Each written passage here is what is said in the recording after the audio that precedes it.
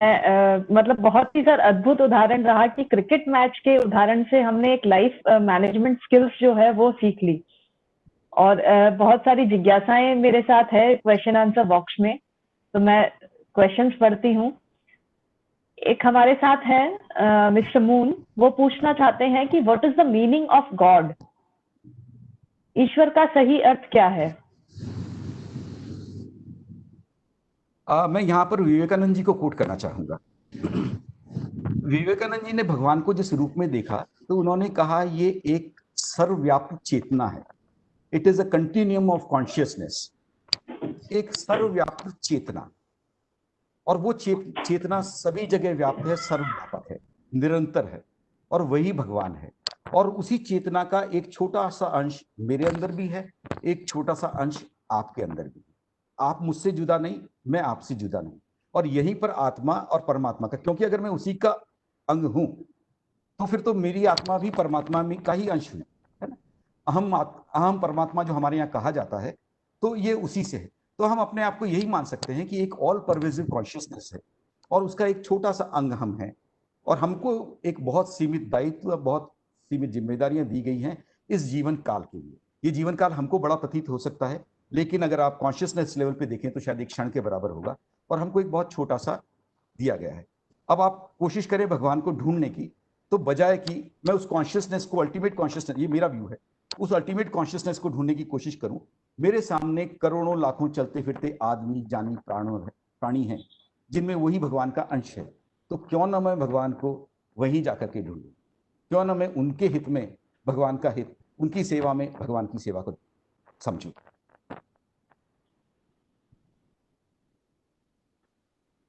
बिल्कुल सर, जैसा आपने कहा कि ईश्वर को हम सभी जगह देख पा रहे हैं, प्रकृति और सारी रचना ही ईश्वर की है।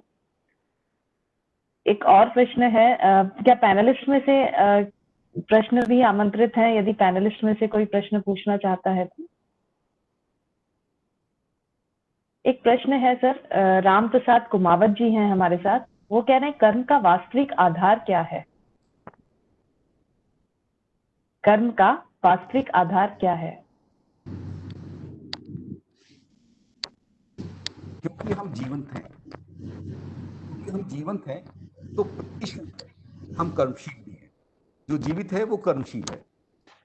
अब कर्म दो तरह से नियोजित हो सकते हैं। एक तो जो हमारे एसेंशियल कर्म है, मैं सांस ले रहा हूं वो भी मेरा एक कर्म है, मैं भोजन लूंगा, पानी लूंगा, ये भी मेरा एक कर्म है। तो कर्मशील तो हम सदैव है। हम बात कर रहे हैं कर्म की, जो हमारे पास में जो पुण्य और पाप का डेबिट और क्रेडिट कार्ड है, उसमें जो दर्ज होने वाला है, जो पुण्य की डायरी है उसमें दर्ज होने वाली है, जो आप संचय कर सकते हैं यहां से, इस दुनिया से आप अगर कुछ ले जा सकते हैं, ऐसा ऐसा मानना है मेरा, तो केवल और केवल कर्म का संचय ही ले जा सकते हैं। उसका फल आपको कहां मिलेगा, ये बात मैं इसलिए कह रहा हूं, शायद मैं पुनर्जन्म विश्वास रखता हूं।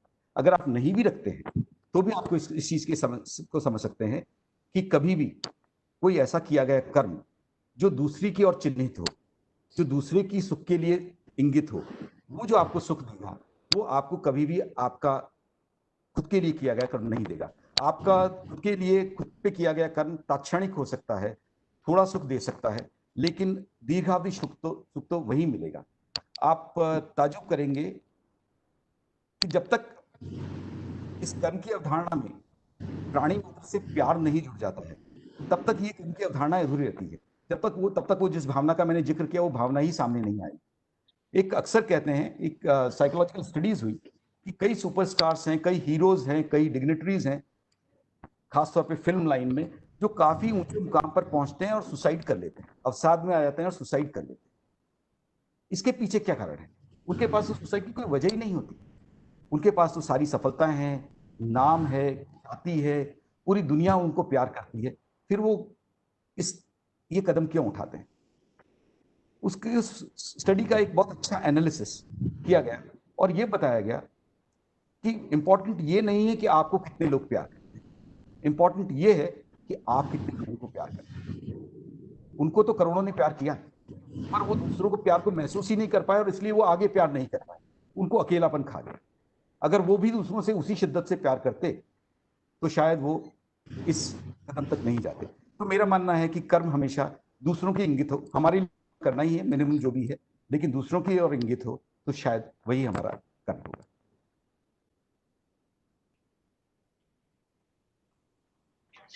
Thank you sir. एक मिलता जुलता प्रश्न ऐसा ही है, जनरली हमारे विद्यार्थी गणों के दिमाग में बहुत आता है। सर वीसी सर प्लीज आप यदि ज्वाइन करना चाह रहे हो। मैं तो साथ में हूँ। तो सर इसमें एक विद्यार्थी का, जी सर, विद्यार्थी का प्रश्न है कि क्या जन्म और मृत्यु के कोई एक्सट्रीम पॉइंट है, और मृत्यु के बाद किस तरीके से कर्म का फल का अनुभव किया जा सकता है, या मिलता भी है कर्म का फल मृत्यु के पश्चात? हाँ, इसके बारे में मेरी अल्प बुद्धि से मैं कुछ ज्यादा नहीं कह पाऊंगा, क्योंकि मेरे पास कोई ऐसा प्रमाण नहीं है जो पुनर्जन्म की अवधारणा को साबित करता हो, जो उसको स्थापित करता हो। लेकिन मैं थोड़ा सा ऐसे ही कहूंगा कि भगवान ने, ये बहुत अजीब सी बात, भगवान असमानता में विश्वास करता है। God has created a heterogeneous society. मैं कर्म का संचय होता है, इसका एक इनडायरेक्ट प्रूफ देने की कोशिश कर रहा हूँ, है ना। जो आपने कहा कि कर्म होता है और आप उसको साथ लेकर के जाते हैं, क्या ऐसा होता है, उसका एक इनडायरेक्ट प्रूफ देने की कोशिश करता हूँ। गॉड बिलीव्स इन हेट्रोजेनिटी, वो असमानता में विश्वास करता है। अगर वो ऐसा नहीं करता तो किसी को भिखारी के यहाँ और किसी को राजा के यहाँ, किसी को बदसूरत, किसी को खूबसूरत, किसी को सक्षम, किसी को विकलांग पैदा नहीं करता। मैंने जैसे कि कहा, उसकी एक पूरी पूरी न्याय व्यवस्था है और उस न्याय के आधार पर ही वो फैसला करता है। उसको समानता से मतलब नहीं है, उसको समाजवाद से मतलब नहीं है, वो तो आपके कर्मों का ही प्रतिफल आपको भोगना पड़ता है। तो एक जन्म लेते ही अगर मुझे मेरे कर्म का फल मिल रहा है तो इसका मतलब कहीं ना कहीं पूर्व जन्म के किए कर्म का मुझे फल मिलता है, और इससे ये स्थापित हो जाता है इनडायरेक्टली कि कर्म का संचय तो होता है। नहीं तो सभी राजा के यहाँ पैदा होते, सभी सुंदर पैदा होते, किसी को कोई कष्ट ही ना होता। सभी को मेरा ट्रू प्रणाम। हाँ, अनु मैम है सर हमारे साथ, हमारे टीम के मेंबर। अनु मैम प्लीज आपकी क्वेरी आप पूछ सकते हैं। सभी को मेरा नमस्कार। सर मेरा प्रश्न ये है कि मृत्यु और मोक्ष में क्या अंतर है, और क्या हम ऐसे क्या कर्म करें कि हम मोक्ष की तरफ बढ़ें? मैंने फिर कहा कि मैं बहुत अल्पबुद्धि है, पर मेरे हिसाब से मैं जो भी व्याख्या है मैं आपके सामने प्रस्तुत करता हूँ। मृत्यु एक निरंतरता का अंत है केवल, it's a not the eternal stoppage. मृत्यु जो है वो हमारी इस यात्रा का केवल एक पड़ाव है, जिसके बाद नया स्वरूप, नया दायरा, नया कुछ लेकर के जाएंगे। मोक्ष उसका अंतिम पड़ाव है, अंतिम लक्ष्य है, जहां पर जाने के बाद में हम सुख दुख, कर्म बंधन इत्यादि से मुक्त होंगे और हमारी चेतना उसी जिस चेतना की मैंने बात की, अल्टीमेट कॉन्शियसनेस, सर्वव्याप्त चेतना का एक अभिन्न अंग बन के रह जाएगी। फिर मुझे उससे जुदा होने की जरूरत नहीं, मैं उस चेतना का अंग होकर रह जाऊंगा। थोड़ा सा मुझे किसी ने एक एग्जाम्पल दिया था जो मुझे बहुत अच्छा लगा था कि ये ऐसा भी मोक्ष किस काम का कि न मुझे सुख हो, न मुझे दुख हो, न मुझे कष्ट हो, न मुझे आनंद हो। तो उन्होंने कहा कि ऐसा नहीं, इसका मतलब सुख नहीं होगा, दुख नहीं होगा, जहां तक तो समझ में आती है, पर मोक्ष का मतलब आनंद नहीं होगा ये नहीं। आप दिन में सोते हैं या रात को सोते हैं, 6 घंटे सोते हैं, आप गतिविधि करते हैं, आप कुछ भी नहीं करते, आप सोए रहे हैं। आपका शरीर लगभग नश्वर है, वो तो उसने जो रचना बनाई है वो आपको जीवंत रख रही है, बाकी आप कुछ भी नहीं कर रहे। लेकिन उन 6 घंटे का कितना आनंद लेते हैं, निष्क्रियता का कितना आनंद लिया आपने, उससे बड़ा आनंद कोई नहीं। जब भी आप सोते हैं कहते हैं मजा आ गया, आज तो मजा आ गया। तो शायद मोक्ष निद्रा से कहीं 1000 लाख गुना बड़ा आनंद है।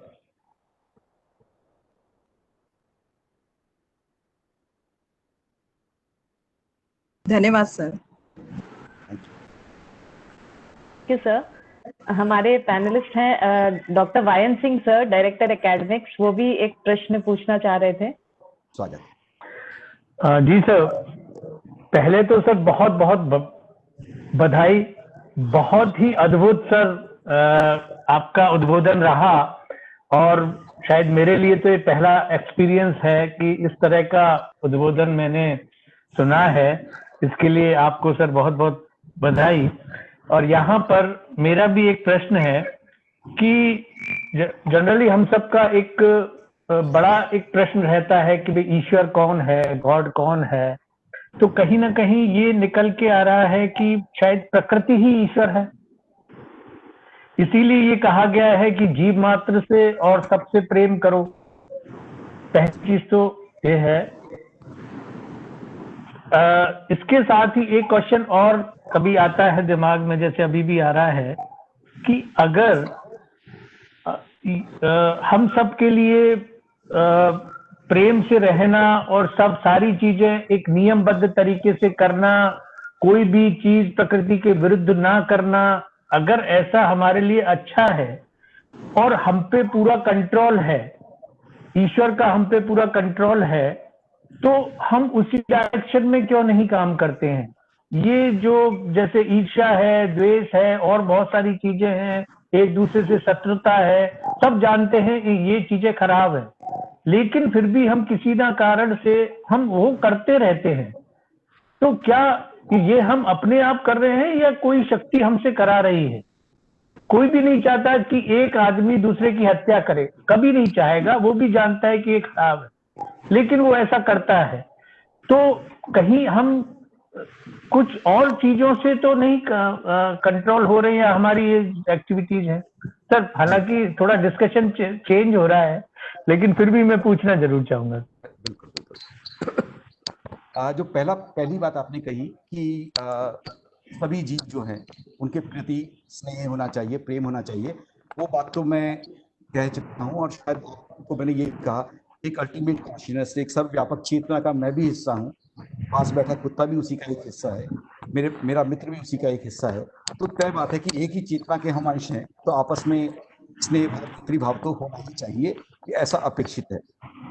रही बात, अगर उसने प्रेम बनाया तो राग क्यों बनाया, राग बनाया तो द्वेष क्यों बनाया, जलन क्यों बनाई, ये अवगुण क्यों बनाए? मेरा ऐसा मानना है कि जो रचनाकार है, जो प्रकृति है, उसने सभी तरह के रंग भरने की कोशिश की। किसी भी चीज को जीवंत बनाने के लिए उसमें रंग भरे जाते हैं, और केवल एक रंग की रचना जीवंत नहीं हो सकती, उसमें कई रंगों का समावेश होना चाहिए। और प्रकृति अपना संतुलन खुद बनाए रख सकती है। वो राग द्वेष ये सब कुछ आपकी जो मानव ने किया उसको एक क्षण में खत्म किया, लेकिन वो इस खेल को, इस रचना को जारी रखना चाहती है। जैसे कि अगर प्रकाश का एहसास, अगर अंधेरा नहीं हो तो हमें प्रकाश का एहसास ही नहीं होगा। अगर अंधेरा है तभी हमें पता चलता है कि अच्छा प्रकाश में कुछ चीज होती है, प्रकाश का महत्व भी तभी पता चलता है। इसी तरह जब अवगुण होंगे, जब दुख होगा तो सुख का पता चलेगा, जब द्वेष होगा तो प्रेम का मतलब पता चलेगा, नहीं तो ये जगत प्रेम शून्य। अगर आप द्वेष को पैदा नहीं करेंगे, अगर आप ईर्ष्या को पैदा नहीं करेंगे, अगर आप राग को पैदा नहीं करेंगे, तो फिर प्रेम भी नहीं होगा, क्योंकि वो भाव का मूल्य ही हमें द्वेष बताता है।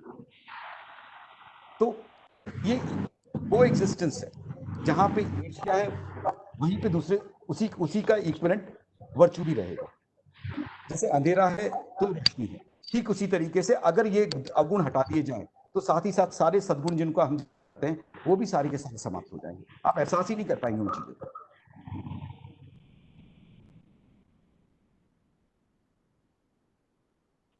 जी सर, दोनों एक दूसरे के इंड्यूस्ड हैं, प्रेम से ही एक्चुअली। हाँ जी sir, thank you sir. Thank you Vayan Singh sir. कुछ स्टूडेंट हैं, हालांकि एक्सप्लेनेशन में भी ये लेक्चर के आया है कि हम दूसरे को दोष न दें सिचुएशंस के लिए, बट एक स्टूडेंट है वो पूछ रहे हैं कि माय क्वेश्चन इज दैट कि हम कोविड-19 से सफर कर रहे हैं, तो क्या कुछ लोग ऐसे हैं जिनके कारण गरीब लोगों को सारी समस्याओं को भुगतना पड़ रहा है, झेलना पड़ रहा है? तो मैं चाहूंगी सर कि वो आप ही से ये चीज समझें कि सभी का कलेक्टिवली दोष है जो सिचुएशन हम फेस कर रहे हैं। Please sir. ये जो परिस्थितियां बनी हैं, पहली बात तो मैं इसको कहूंगा कि मानव निर्मित वायरस मानव निर्मित है या नहीं, इस पर बहस की जा सकती है, लेकिन जो परिस्थितियां बनी हैं वो तय बात है कि मानव निर्मित है। मानव ने हर क्षेत्र में अतिक्रमण, संसाधन, communication, transportation, hoarding of resources, संग्रहण, हर चीज में अतिक्रमण। आप जरा सोचिए कि अगर किसी और प्राणी को ये कोरोना हो जाता है तो कितना व्यापक होगा। एक गाय को कोरोना होता है, क्या पूरे विश्व की गाय को कोरोना हो सकता है? नहीं हो सकता। इसका मतलब कहीं ना कहीं जो व्यवस्था, जो समाज का निर्माण हमने किया है, उसमें कहीं ना कहीं हमसे चूक हुई है। हमने वो बैरियर्स का उल्लंघन किया है, हमने उन मर्यादाओं को तोड़ा है जो कि इन चीजों को रोकती है। और वायरस जीवन की एक शुरुआत है, जीवन नहीं कहते उसको, वो सजीव और निर्जीव के बीच की कड़ी है, वो एक शुरुआत है। तो प्रकृति ने एक विस्फोट किया है केवल ये इंगित करने के लिए कि सावधान हो जाए, और वाकई इसने हमारी जीवनचर्या पर प्रभाव डाला है। अब इसके लिए किसी को दोष देना कि उसके होने से हुआ या उसके होने से हुआ, ये हो सकता है कि कोरोना अपने देश में किसी 2 आदमी के कारण आया हो, ये हो सकता है मेरे राज्य में किन्हीं 2 आदमी के कारण आया हो, ये हो सकता है मेरे जिले में किसी 2 आदमी के कारण आया हो, लेकिन अगर मेरे घर में आ रहा है तो शायद मैं ही उसका जिम्मेदार हूं। इसलिए corona is a very very joint responsibility. इसको किसी और के ऊपर डाल करके कि इससे आपको कष्ट हो रहा है या नहीं हो रहा है, ये पूरी मानव प्रजाति का कष्ट है, ये पूरी मानव प्रजाति का शाप है, और इसको हम सबको भुगतना पड़ेगा। इसमें कष्ट, ये तय बात है कि जो कष्ट वो कुछ लोग ज्यादा पा रहे हैं, कुछ लोग कम पा रहे हैं। किसी लोगों के सामने जो विषमताएं हैं वो ज्यादा बड़ी है, और यहीं पे हमारा जो, जिनके पास में जो हैव्स हैं, जो सक्षम लोग हैं, उन्हीं का तो अभी यही तो बात है, अभी उनका दायित्व है। अगर अभी समाजवाद नहीं, अगर सबको सोशल डिस्ट्रीब्यूशन अभी नहीं होगा तो कब होगा? तो जिन इससे केवल वही संदेश निकल सकते हैं जिनके विषमताएं ज्यादा हैं, कृपया सहन करें इसको, नेचर इन्फ्लिक्टेड मान करके, इसको गॉड इन्फ्लिक्टेड मान करके, और जिनके पास संसाधन ज्यादा है, जितना बांट सको प्लीज बांट, यही तो वक्त है, और कब बांटेंगे? बांटने का मतलब मेरा केवल सामग्री और अनाज से नहीं, मैं बात कर रहा हूं सारे संसाधन, all resources. Knowledge is also a part of it, food is also part of it, housing is also part of it, everything.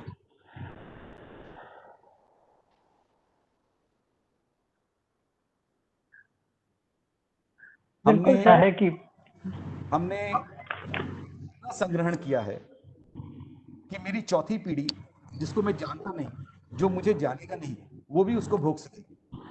कितनी बड़ी मूर्खता है, इतना बड़ा संग्रहण। संग्रहण का कोई एक तो होता है, एक लेवल होता है। मैंने इतना संग्रहण कर लिया कि मेरी चौथी पीढ़ी, आप में से कितने लोग अपनी चौथी पीढ़ी में दादाजी का नाम बता सकते हैं? कोई नहीं बता सकते, है ना? और फिर भी मेरी लालसा ऐसी कि मैं इतना संग्रहण कर लूं कि मेरी 7 पीढ़ी चल जाए, वो पीढ़ी जिसको ना तो मैं जानता ना वो मुझे जानती। इससे बढ़िया जिसे मैं जानता हूं, थोड़ा सा उस पर न्यौछावर कर दूं, शायद कुछ सार्थक हो जाएगा।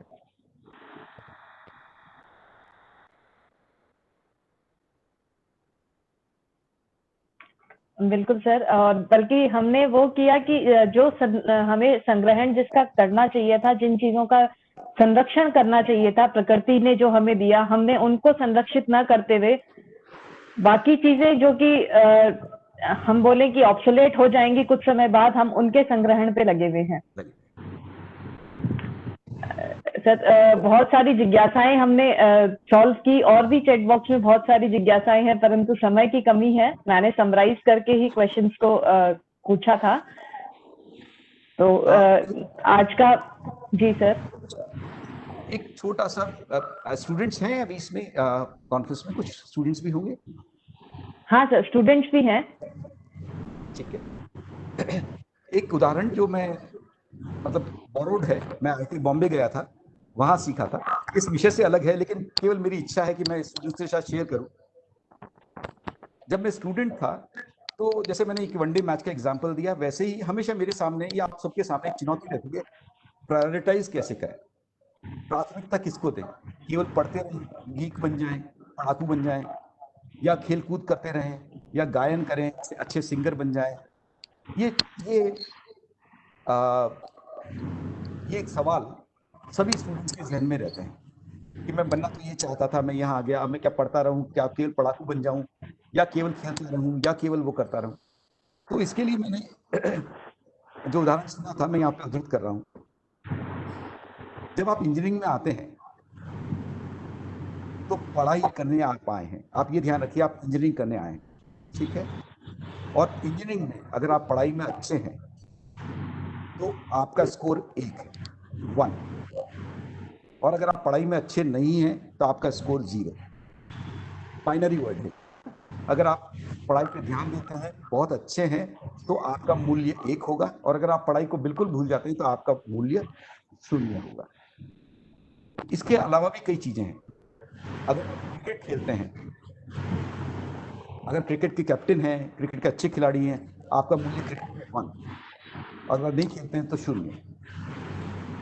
इस तरह का। और उन्होंने ये कहा कि केवल पढ़ाई जो है उसका अंक 1 है। अगर आप क्रिकेट अच्छा खेलते हैं तो आप 1 0 और ऐड कर सकते हैं। अगर आप गिटार बहुत अच्छा बजाते हैं, 1 0 और ऐड कर सकते हैं।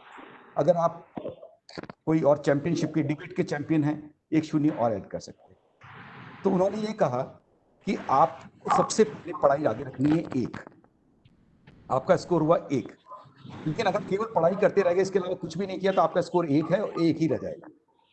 लेकिन अगर आप पढ़ाई करते हैं और साथ में थोड़े टाइम क्रिकेट खेल करके आप अपनी चैंपियनशिप में चले जाते हैं, तो 1 के पीछे 1 0 और जुड़ जाएगा, आपका मूल्य 10 हो जाएगा। अगर आप अच्छे हैं पढ़ाई में, क्रिकेट खेलते हैं और सिंगर भी बहुत अच्छे हैं, तो आपके पीछे 2 0 लग जाएंगे, आपका मूल्य 100 हो जाएगा। तो आपको अपना मूल्य बढ़ाना है, और इस मूल्य बढ़ाने की प्रक्रिया को बहुत सरल बनाइए, पर इसमें केवल एक चीज का ध्यान रखिए, 1 को हमेशा आगे रखना है। अगर 1 को आप पीछे ले गए, 1 को अगर आप क्रिकेट के पीछे ले गए, 1 को अगर आप संगीत के पीछे लेके चले गए, तो आपकी वैल्यू 0 0 1 ही रह जाएगी। ये उदाहरण मुझे लगता है कि विद्यार्थियों को प्राथमिकता तय करने में बहुत मदद कर सकता है।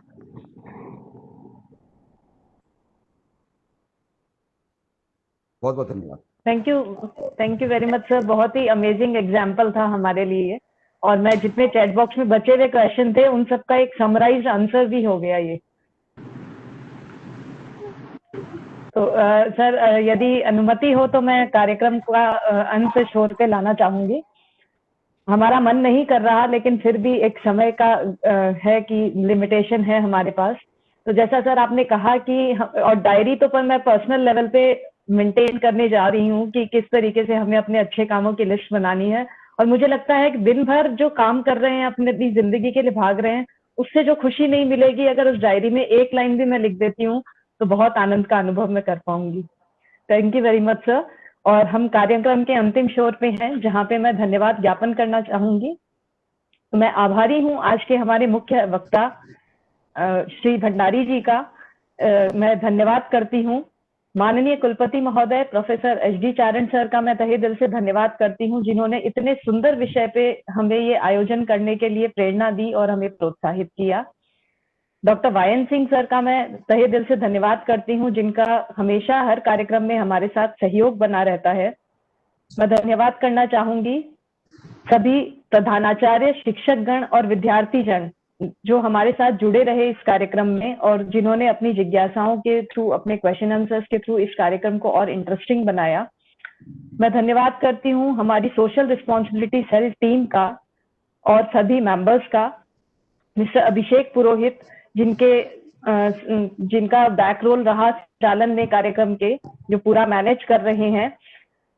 Miss Deepika Nawani, mister Rakesh Parmar, doctor Gayatri Sharma, doctor Anu Sharma, doctor Preeti Pareek, सभी का तहे दिल से धन्यवाद। Thank you very much sir. और हम कोशिश करेंगे जल्दी से जल्दी हम आपसे ऑफलाइन मिले, जैसा सर ने कहा, और हम एक अच्छा प्रोग्राम ऑफलाइन भी रख सके। बहुत बहुत धन्यवाद। Thank you very much sir. Thank you.